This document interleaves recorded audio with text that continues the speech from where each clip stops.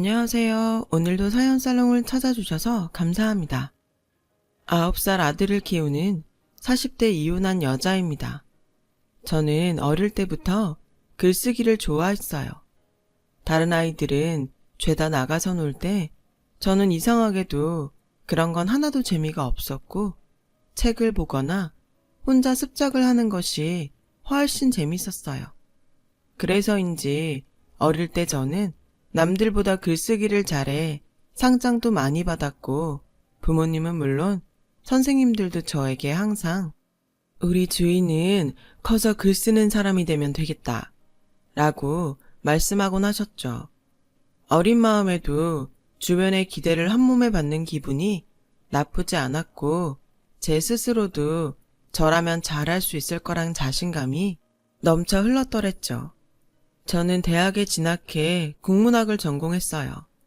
학교를 다니면서 매년 신춘문예에 작품을 냈고 그뿐만 아니라 여러 공모전에도 꾸준히 작품을 냈어요. 하지만 이상하게도 늘 자신만만해서 완성한 저의 작품은 당선을 비껴나갔어요.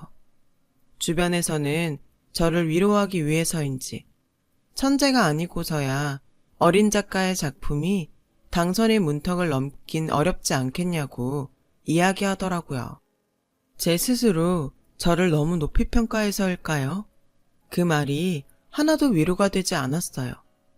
그렇게 어느덧 저는 대학교 4학년이 되었고 끝까지 작가가 되겠다는 꿈을 포기하지 못한 채 친척분의 소개로 증권회사에 취업을 하게 되었어요. 마음 같아서는 집에서 글 쓰는데 올인하고 싶었지만 대학 졸업하고도 취업을 하지 않으면 부모님이 걱정하실 게 분명하기 때문에 일단은 남들처럼 직장인이 되었죠. 마음 한편에는 여전히 글을 쓰고 싶다는 생각이 많았는데 저희 이런 마음을 엄마는 아셨던 걸까요? 저희 엄마는 내키지 않은 출근을 하는 저에게 이렇게 말씀하셨어요. 엄마는 네가 나중에라도 꼭 좋은 작가가 될 거라고 믿어. 지금은 좋은 작품을 쓰기 위해 많이 경험할 때야. 남들처럼 돈도 벌어보고 연애도 하고 여행도 하고 그리고 나중엔 결혼해서 네 애도 낳고 그럼 그 경험들이 다 녹아서 분명 좋은 글을 쓸 수 있는 작가가 되지 않겠니? 그러니까 너무 실망하지 마 우리 딸. 엄마라는 존재는 자식이 말을 하지 않아도 어떤 고민을 하는지 알아차릴 수 있는 게 분명해요. 저는 엄마의 말을 듣고 긍정적으로 생각을 바꿨어요. 글이라는 게 사람이 쓰는 건데 엄마의 말처럼 제가 너무 생각이 짧고 경험이 짧으면 그만큼 제 글은 어린 아이의 글이 될 게 뻔했으니까요. 그 후 우울한 마음을 완전히 벗자 생각하고 직장 생활에 최선을 다했어요. 제가 경험한 것들이 나중엔 다 녹아서 제 작품에 쓰일 거라고 생각하니 세상이 온통 제 교과서 같았죠. 그렇게 직장 생활을 한 3년 정도 하던 어느 날이었어요. 그 당시 저는 제 일에 막 재미를 붙였을 때였는데 그간 출근하며 종종 지하철에서 보던 한 남자가 처음으로 말을 걸어왔어요. 소설이나 드라마에서나 있을 법한 일에 혼자 가슴이 콩닥콩닥 했어요. 저기 혹시 남자친구 있으세요? 저는 이상한 사람은 절대 아니에요. 얼굴이 붉어져서는 허둥지둥 하던 이 남자는 예상하시는 대로 저의 전남편이에요. 남편은 종종 저를 볼 때면 말을 걸고 싶었지만 괜히 망신만 당할까봐 용기가 나지 않았대요. 그래서 포기하려고 했는데 그날은 이상하게도 저에게 말을 걸지 않으면 후회를 할 것 같은 예감이 들어 뭐에 홀린 듯 저에게 말을 걸었다 하더군요. 아무튼 저희의 인연은 그렇게 시작되었어요.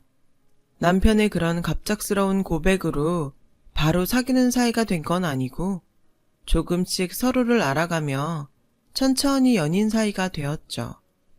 남편은 저보다 4살이 많았어요.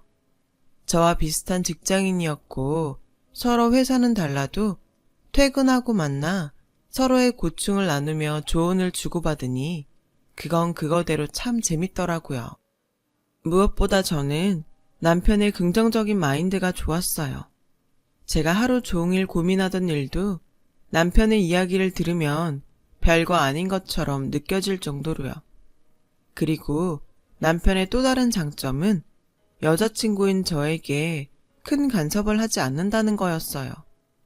당시 제 친구들도 그렇고 같은 회사 동료들도 연인이 이것저것 간섭을 해서 은근 스트레스를 받아 했는데 남편은 저에게 그런 스트레스를 일절 주지 않았어요. 처음엔 남편의 간섭 정도가 내가 생각했던 것보다는 안 해서 그런가 하는 생각도 했었는데 오래 만나보니 이거 역시 남편의 성격이더라고요. 저는 자연스럽게 이런 남편이라면 결혼을 해도 좋겠다고 생각했어요. 남편은 제가 글을 쓰고 싶어 한다는 것도 이미 알고 있었고 평소 연애하면서 저에게 작은 것에 만족하며 행복하게 살 수 있으면 꼭 맞벌이는 하지 않아도 된다고 말할 정도로 사람이 참 괜찮았어요. 그래서 남편이 연애 3년 만에 프로포즈 해왔을 때 망설일 이유가 전혀 없었죠. 오히려 기다리던 프로포즈였으니까요. 연애하면서 평소 대화를 많이 한 저희는 서로 집 형편이 비슷하다는 것도 미리 알고 있었고 그래서 특별히 양가가 부딪힐 일은 없다고 생각했어요.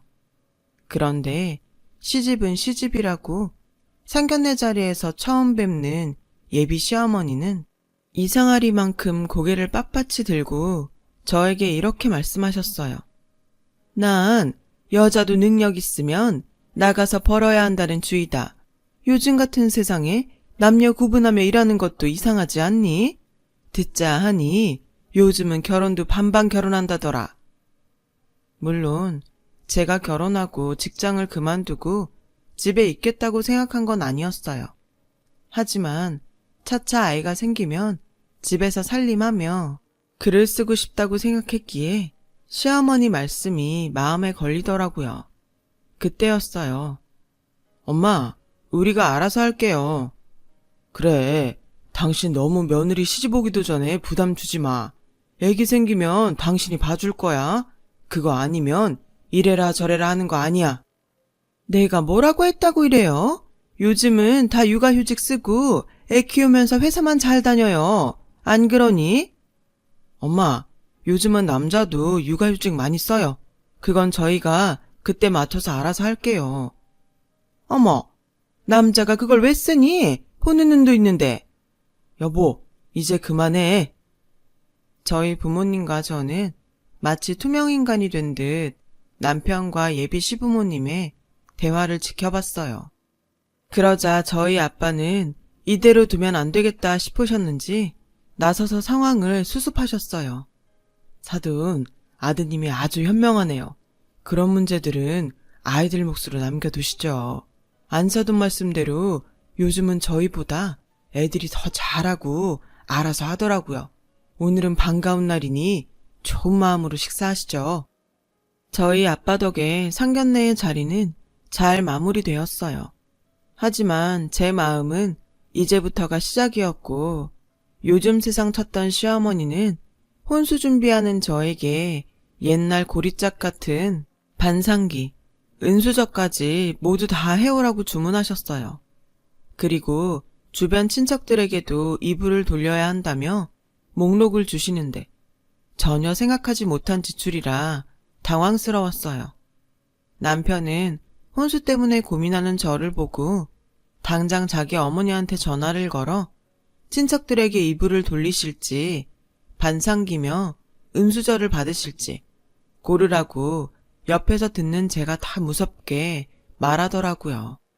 시어머니는 아들이 벌써부터 자기 마누라를 싸고 돈다며 서운하다고 하셨어요. 결국 시어머니는 당신이 받을 이불 세트와 반상기, 은수저를 포기하고 친척들에게 돌릴 이불만 준비하라고 하셨죠. 이렇게 차이가 나지 않는 집끼리 결혼을 하는 건데도 결혼은 이상하게 여자 쪽이 더 신경 쓸 게 많은 것 같았죠. 그래도 다행스럽게 남편이 중심을 잘 잡아줘서 저는 결혼 준비를 마칠 수 있었고, 신혼집은 남편이 대출을 받아 작은 빌라를 구매해서 저희는 그곳에서 신혼살림을 차리게 되었어요. 그런데 사실 남편이 저희 신혼집으로 빌라를 계약할 때도 시댁에서는 조금 소란이 있었는지 나중에 신혼여행을 다녀와 인사를 드리러 가니 시어머니는 저를 붙잡고 처음 듣는 말을 쏟아내시기 시작했어요. 내가 빌라는 살 때부터 손해라고 그렇게 말렸는데 넌 어쩌면 말릴 생각을 못했니? 저는 혼수 문제 말고는 시어머니가 서운하게 생각할 게 없다고 생각했는데 그야말로 마른 하늘에 날벼락 맞은 기분으로 저는 상황 파악을 하고 있었어요. 그러자 시어머니의 말을 남편이 들었는지 저 대신 남편이 나서서 수습을 하더군요. 엄마, 내가 생각이 다 있어서 그런 건데 왜 이 사람한테 그래요? 무슨 생각이 있어? 내가 좀 고생하더라도 아파트 청약 받아서 가라고 했지. 조건이 얼마나 좋은데? 덜컥 집을 사면 어떡해? 엄마, 아파트가 무슨 당첨되면 공짜로 주는 건 줄 알아요? 중도금이며 잔금이며 돈 엄청 들어요. 지금 이 빌라 대출도 저랑 와이프가 다 갚으면서 살아야 해요.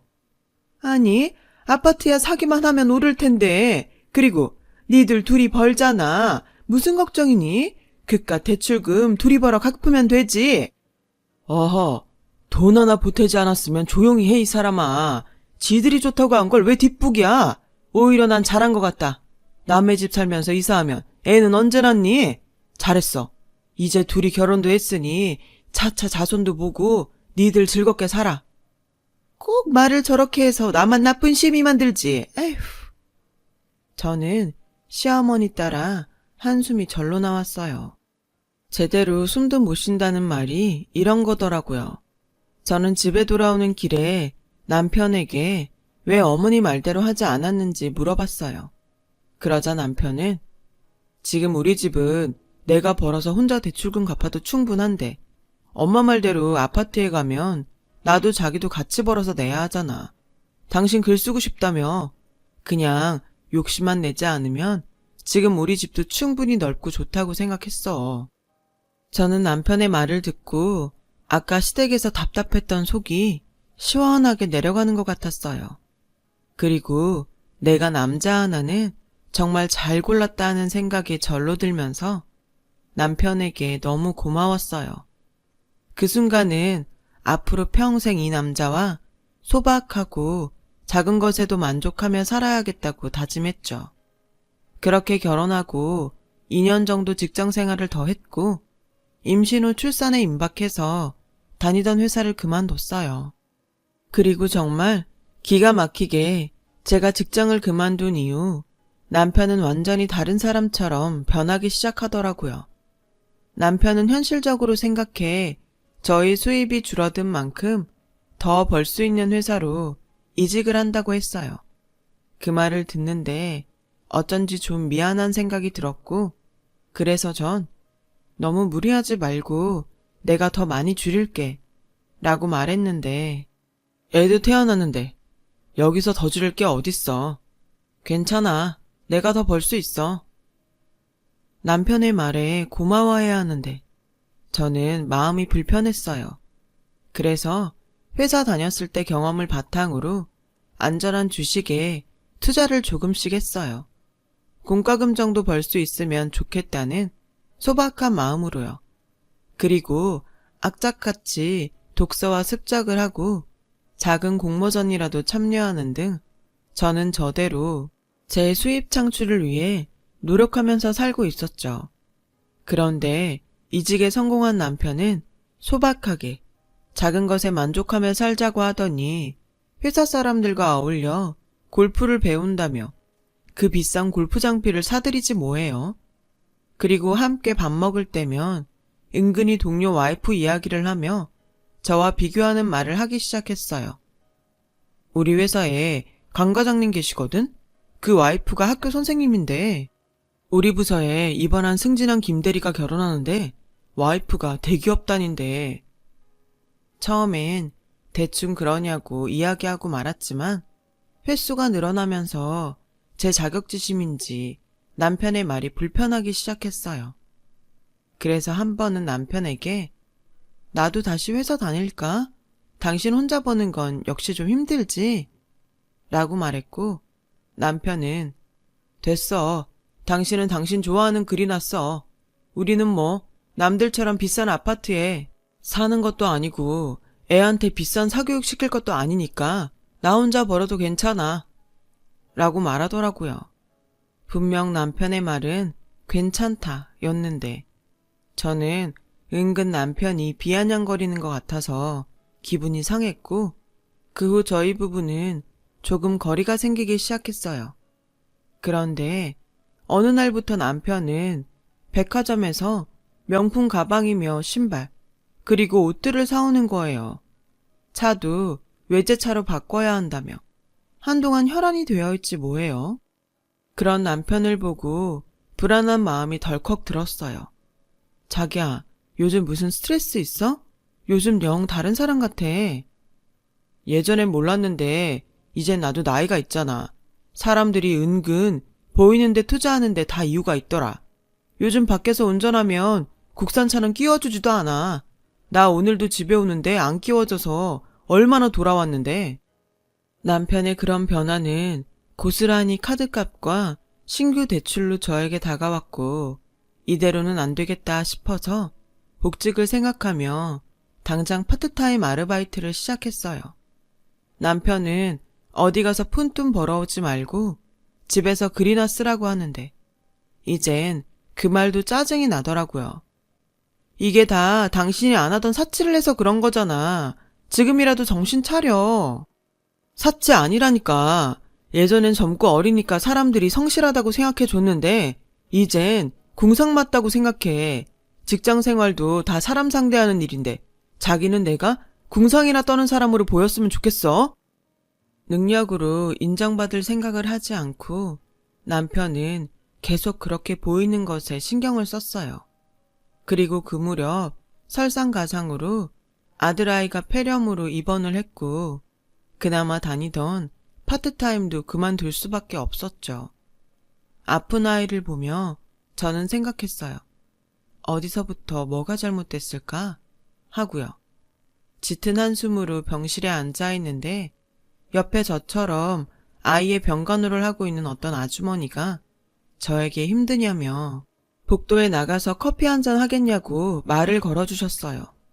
딱 봐도 저보다 나이가 꽤 있어 보이는 아주머니의 호의에 저는 좋다고 병원 복도에 나갔고 그날 이상하게 한동안 아무에게도 하지 못했던 고민들을 꺼내놓았어요. 애기 엄마가 마음고생이 심하네. 내 말 잘 들어요. 부부라고 해도 모든 걸 같이 짊어질 필요는 없어요. 내 몫은 내 몫대로 챙기면서 남편도 자신의 행동에 책임질 수 있게 해요. 괜히 다 끌어안지 말고. 그 순간 정말 정신이 번쩍 났어요. 부부가 되고 한 아이의 부모가 되면서 저는 어쩌면 점점 제 자신보다 가족의 일원으로 살았던 게 아닐까 하는 생각이 들었어요. 그날이 있고부터 더욱 현실적인 고민을 하게 됐어요. 잘못된 길을 가는 남편만 믿다가는 같이 쪽박을 찰 것 같았거든요. 저희는 그간 소소하게 투자로 번 돈과 여러 작은 공모전에서 당선된 당선금을 모아 주식 투자를 시작했어요. 물론 아무것도 모르고 초보들이 호기심해하면 큰일이 날 일이지만 저는 직장 경험과 그 분야 지인들도 많아 조금씩 정보를 들을 수 있었고 제 스스로도 공부를 많이 했어요. 제 투자 종목은 효자 노릇을 톡톡히 해주었어요. 그렇게 불안했던 제 생활에 조금씩 숨통이 트이기 시작했고 그런 제 눈에 점점 심해지는 허영심과 남의 눈만 의식하는 남편이 한심해 보이더라고요. 이미 제 앞에 있는 남편은 제가 그토록 좋아했던 예전의 모습은 온데간데 없이 사라졌고 급기야 이런 말까지 저에게 하는 거예요. 영어 교육에 신경을 좀 써. 내년이면 유치원 가잖아. 내가 생각해봤는데 우리도 남들처럼 영어 유치원 보낼까? 영어 유치원? 거기 다닐 돈은 있어? 없어? 내가 그렇게 매달 벌어와 주는데 지금 돈이 없다는 거야? 집 대출금에 당신이 그렇게 좋아하는 외제차 대출금, 거기에 당신 카드값까지 우리 지금 겨우 먹고 사는 거야. 아이씨, 꼭 그렇게 조목조목 말해서 사람 기분을 잡쳐야겠어? 다른 와이프들은 남편 기 죽지 않게 하려고 친정에서 돈도 좀 가져오고 그런다는데 당신은 그 잘난 글만 쓰면서 여태 뭐 했냐? 돈도 안 되는. 제 꿈을 지지하는 줄 알았던 남편의 본심에 저는 숨이 턱 하고 막히는 듯 했어요. 그리고 전에 병원에서 저에게 조언을 해준 아주머니의 말이 떠올랐죠. 저는 그 후 정말 보란듯이 성공하고 싶다는 생각으로 글쓰기도 꾸준히 했고 주식 투자도 슬슬 수익을 내기 시작했어요. 그리고 저는 예전처럼 작든 크든 공모전에 제 작품을 냈고 그렇게 작지만 몇몇 군데에서 당선이 돼서 상금도 받고 주식 투자로 꽤 돈도 벌기 시작했어요. 그 결과 조금씩 제 통장엔 잔고가 불어났죠. 밥을 먹지 않아도 배가 부른 느낌이란 이런 걸까요? 살면서 돈에 크게 연연하지 않고 살았는데 돈이라는 것이 제 불안을 잠재워주고 앞으로를 꿈꿀 수 있게 해준다는 걸 저는 그때 알았어요. 돈이 이런다는 걸 진즉에 알았다면 더 돈에 집착하며 살았을 거예요. 그렇게 아이는 어느덧 유치원에 입학했어요. 집에 여윳돈이 없어 제가 번 돈으로 아이 유치원 입학금과 등록금을 내는데 제 자식을 위해 제가 번 돈을 쓰는 그 기분이 꽤 좋더라고요. 열심히 돈 번 보람도 있고요. 이 사실을 절대 알 리 없는 남편은 회사 동료로 보이는 사람과 통화하며 연신 영어 유치원 보냈어야 했는데 그냥 사립 유치원에 보낸다며 남들에게 이상한 허세를 부렸어요. 그러면서 아직 어린 아이를 두고 고등학교 들어갈 쯤엔 영어 유학을 보낼 계획이라는 둥 도저히 옆에서 들어줄 수 없는 말을 해서 제 눈살을 찌푸리게 하더라고요. 그리고 통화를 마친 남편은 저에게 이런 말을 했어요. 내가 예전에는 정말 생각이 짧았나 봐. 우리 엄마 말대로 이 집 팔고 대단지 아파트로 이사하자. 요즘 애들은 아파트에서 안 키우면 무시당해. 무슨 돈으로 아파트 일 가. 그리고 영어 유치원도 모자라서. 영어 유학? 당신 예전에 내가 알던 사람 맞아? 우리 분명 그때 작은 것에도 만족하며 살자고 했잖아. 다 못 모를 때 얘기지. 우리 영우도 조금 더 커봐. 당장 사람들이 어디 사는지, 아빠 직업이 뭔지, 우리 차가 뭔지 그런 걸 따질걸? 그래서 하는 소린데 당신 그 대도 않는 글 그만 쓰고 일하는 거 어때? 시덥잖은 알바 말고 당신도 공부해서 공무원 할래? 저는 남편의 말에 화가 났어요. 되도 않는다니. 응원까진 바라지 않았지만 남편의 무시에 저는 그날 참 많은 생각이 들더라고요. 그래서 그 다음날 남편에게는 그간 제가 쓰던 가계부를 던져주며 이제부터는 당신이 경제권을 가지라고 말했죠. 찬찬히 가계부를 보던 남편은 표정이 점점 어두워졌고 급기야 가계부를 바닥에 던지며 저에게 화를 내는데 여태 엉망으로 내 돈 다 갖다 써놓고 이제 와서 나보고 하라고? 엉망? 거기에 내가 뭘 썼는데 다 당신이 저지른 거 메꾸고 생활한 흔적이야. 나 어디 나가서 그 돈으로 티셔츠 하나 못 사 입었어. 누가 그렇게 지질이 궁상으로 살래. 적당히 눈치 봐서 안 될 것 같으면 내가 괜찮다고 해도 벌 생각을 했어야지. 당신은 사람이 왜 그렇게 무책임하냐? 우리 회사 와이프들은 얼마나 잘 버는지 알아? 남편한테 명품 서프라이즈도 하고 남자인 내가 봐도 멋있더라. 저는 이 인간에게는 더는 예전으로 돌아갈 기미가 없다는 걸 뼈저리게 느꼈어요. 사람이 변하기도 쉽지 않다고 하더니 남편은 그 반대로 너무 많이 변해버려서 제가 아무리 아이를 위해 이해하고 살려고 해도 도저히 미래가 보이지 않았어요. 그래서 저는 말이 통하지 않는 남편에게 이혼하자고 말했어요. 이혼하자는 말에 남편은 콧방귀를 끼며 나 아니면 어떻게 먹고 살려고?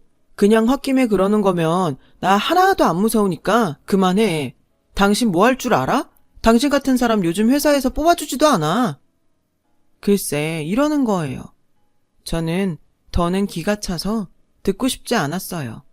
그간 착실하게 찍힌 제 통장을 꺼내 남편 면상에 던졌죠. 사실 그간 공부도 하고 정보도 얻어 종잣돈 1,000만 원으로 얼마 전 목표하던 1억을 달성했거든요. 이렇게 말하면 참 쉬워 보이지만 저는 정말 죽기 살기로 했어요. 공부도 많이 하고 지인들한테 물어보기도 많이 물어보고 제 나름의 큰 돈이 들어갔기에 여간 신경을 쓴 게 아니었죠. 남편은 여전히 저를 무시하는 얼굴로 제 통장을 봤어요. 그리고 점점 표정이 굳어가는데 입으로 1, 10, 100, 1,000만, 10만, 100만, 1,000만 까지 센 남편은 방금 전과 완전히 달라진 태도로 저에게 말했어요. 당신 이게 다 뭐야? 1억? 내가 내 힘으로 번 돈이야. 그런데 왜 이 돈은 가계부에 없어? 아까 말했잖아. 그 돈으로는 내 티셔츠 한 장 안 사 입었다고. 그 가계부 잘 봐. 우리 영우 유치원 입학금도 내 돈으로 냈어. 당신 월급은 당신이 허영심 채우는데도 간당간당한 지 이미 오래야. 아니, 네 거 내 거가 어딨어? 부부는 공동체인데. 그리고 여기에 내 돈도 들어간 거 아니야? 공동체? 그리고 당신 돈을 여기에 넣고 싶어도 남는 게 없어서 넣을 수도 없었어. 아까 당신이 말했지? 당신 아니어도 나 잘 먹고 잘 살 수 있으니까 이제 사람 그만 무시하고 이혼해. 아니, 아까는 내가 홧김에 그런 거지. 그리고 당신은 혼자 이렇게 벌면서 이걸 혼자 쓰려고 했어? 홧김? 혼자? 방금까지 네가 한 말을 생각해. 누가 그러더라? 너도 네 행동에 책임을 지게 해야 한다고. 여태 네가 싼 똥 내가 치우면서 나 많이 힘들었거든? 그래도 언젠가는 예전 그대로 돌아오겠지 생각했는데 너는 점점 더 똥밭으로 구르더라. 나까지 그 똥밭에 구르고 싶지 않으니까 이젠 헤어져. 저는 남편에게 그렇게 말하고 아이를 데리고 짐을 챙겼어요. 남편은 저의 옷자락을 잡아 끌며 잘못했다고 다시 예전처럼 돌아가겠다고 되지도 않는 약속을 했지만 저는 알 수 있었어요. 이 남자는 지금 반성하는 게 아니라 통장에 찍힌 돈에 눈이 돌아갔다는 것을요. 저는 현재 적극적으로 주식에 투자를 하고 있어요. 해보니 자신감도 생기고 너무 큰 욕심만 부리지 않으면 애 키우면서 이만한 일도 없더라고요. 그렇다고 글을 쓰지 않는 건 아니에요. 글쓰기는 저에겐 일기처럼 생활이 되었고 언젠가 제 인생에 역작이 나올 거라는 것엔 여전히 믿어 의심치 않고 있어요. 이혼 후 남편은 그놈의 허영심의 대가로 갖고 있던 집도 날리고 월급도 압류를 당했어요. 그렇게 서로 허세 부려던 회사 사람들 앞에서 제대로 망신을 당한 거죠. 그렇게 남의 눈 의식하더니 아주 꼴 좋더라고요. 아이는 다행히 아빠를 닮지 않았어요. 그리고 최근에 알게 되었는데 아이가 학교에서 제 자랑을 많이 하고 다닌대요. 아들은 열심히 일하고 또 열심히 글을 쓰는 제가 세상에서 제일 좋대요. 나도 엄마처럼 뭐든 열심히 노력하는 사람이 될 거야. 나는 세상에서 엄마가 제일 존경스럽고 제일 멋져. 제 앞에서 그 작은 엄지를 치켜 올려주는 아들을 보고 저는 얼마나 울었는지 몰라요. 저는 제 아이에게 인정받은 후로 더 열심히 살고 있답니다. 다른 사람도 아니고 제 아들이 그렇게 믿어주니 세상 누구보다 행복합니다. 제 잔고는 여전히 저와 제 아들을 위해 불어나고 있는 중이에요. 돈으로 행복을 살 순 없지만 저는 이 돈으로 저희 아들과 행복한 생활을 위해 쓸 생각이에요. 앞으로도 있는 힘을 다해 아들의 웃는 얼굴을 지켜가려 합니다. 지금까지 저의 이야기를 들어주셔서 고맙습니다. 들어주신 분 모두 인생에 늘 행복한 주인공이 되시길 바랄게요. 여러분, 사연 댓글에 응원과 현명한 조언 부탁드려요. 좋아요와 구독은 저에게 큰 힘이 됩니다. 오늘도 좋은 일 가득하세요.